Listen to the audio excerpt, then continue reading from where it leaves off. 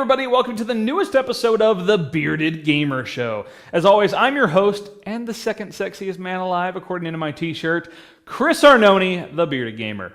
Alright, so I want to remind you before I get started, I am running a giveaway right now for the Razer Taipan ambidextrous eSports-based gaming mouse. It's an $80 value. It's really cool. I've got a video. Here's your link. So click on that. Right on that video, put a little comment down and subscribe to my channel. Once I hit 1,000 subscribers, I am giving away that awesome mouse to one randomly selected per subscriber. Okay? Just make sure you comment first and subscribe, and one of you could win that awesome mouse.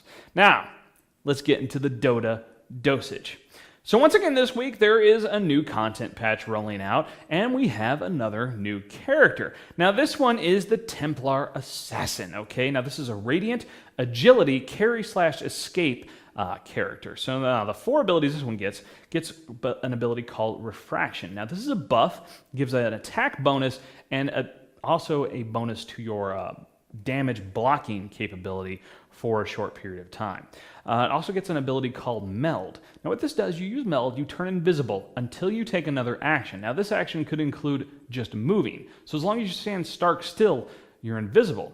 But here's the cool thing. If that next action is an attack, you get a temporary armor reduction on your opponent, and you give bonus damage. So it'd be really useful to sort of get in there and then turn invisible. Or, maybe if you're waiting for opponents to advance, is turn invisible, stand still, wait until they're on you, boom. You're going to do some major damage, plus you lower their armor for a little while, so your teammates and creeps can jump in and do some extra damage for a short time as well. Third ability is called Side Blades. Now this one's a bit more simple. It just does damage along a line. So it's going to do the most damage to the person right in front of you, but it does spill damage behind them as well. And then finally, the ultimate of this one is called Psionic Trap. Now this is actually pretty cool. What it does is it allows you to invisibly monitor an area. You can actually drop multiples of these traps. You drop the trap down, you can walk away, your opponents cannot see it, and you get visibility on that spot, okay?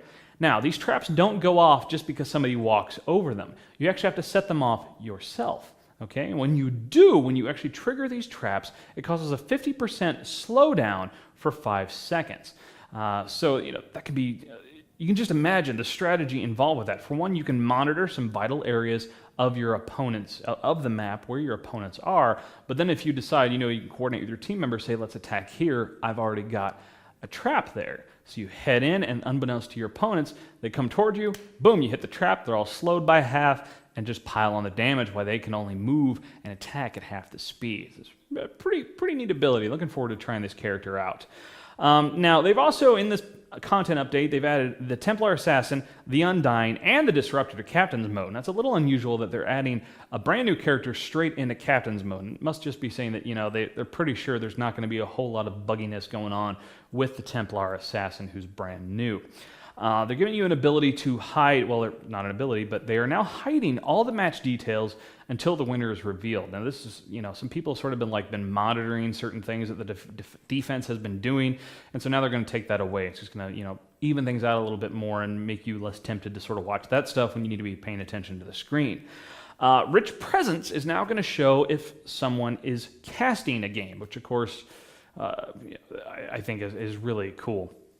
Now they're also going to give you a setting, an interface setting, to where you can make it to where the camera doesn't move when you respawn. I know this is something I've been looking forward to, is because I'll die and I'm like, that sucks. But I want to keep watching, sort of the battle that's going on and seeing how that shifts. And even when I respawn, if that battle is still going strong and I need to get in there, rather than, whoop, it throws me back, I just want to click, go, let's go there now. I can always drop back and watch my guy if he gets intercepted by some creeps or something, but really I'm like, get back in there. And, yeah, you can click on the mini-map, but I think it's a little easier, for positioning, especially if you're with a ranged character, to say, I want him to go here. And, but you can still monitor that area. I just think, it's an annoying little quirk, and it's not a big deal, but for me, I really like that, and I'm looking forward to, just fixing that setting. And, of course, lots and lots of others. So you can easily head over to the Dota 2 change blog to see everything that's coming out in the new content update that's rolling out. Now, I do have some other Dota 2 news that I just found out about. Now, Alienware is starting their own eSports tournament series. It's called Game Victorious 2012 Battlegrounds. Now, it's online only. Sadly, it's also only for the Asia Pacific areas, so nobody in North America will get to play. But they're going to have a lot of games there, and that includes, of course, Dota 2. And in fact, Dota 2 will be the only game to not only have an open competition, but it'll also have an elite invite-only competition part of it. So that sounds really cool. It just shows you how much steam Dota 2 is gaining, even though it's still just in closed beta. So I do want to remind you all that I am live streaming Dota 2 twice a week. I'm going to try to do it every Tuesday and Thursday night. Okay, sometimes I will have a friend on with me, and not only will I discuss, the gameplay, the game that I'm playing itself, but I'm also going to talk about the video game industry as a whole. It's part of why I try to get someone on there with me when I'm live streaming, to sort of bounce those ideas back and forth with. But I'm a MOBA noob, so this is sort of the bearded noob learns Dota 2, and you can watch with me. So I would like to hear from you what character you want me to play next. So I've done 2 live streams so far. The first one was a Dragon Knight. Got my butt whooped, like 7 kills, 23 deaths. It was pretty harsh. Took a lot of comments that people gave me, not only on the live stream, but on the YouTube video that I uploaded later of it. And I really wanted to pick a Drow Ranger, but somebody else took it. So I ended up stuck with Dazzle, which is a support character. I had 1 kill, not nearly as many deaths, but I felt like I was doing my job. I was supporting. And I was also using items, I think, a little better. Still probably not well, but I do feel like I improved. So I want to know, what character do you think I should try to use? And I've had some suggestions for a ranged agility character. Somebody I can stay back with, I can run away easily with. So please, some recommendations, a couple on each side, a couple Radiant, a couple Dire. Give me some options that I should be looking at for the next time I go and live stream.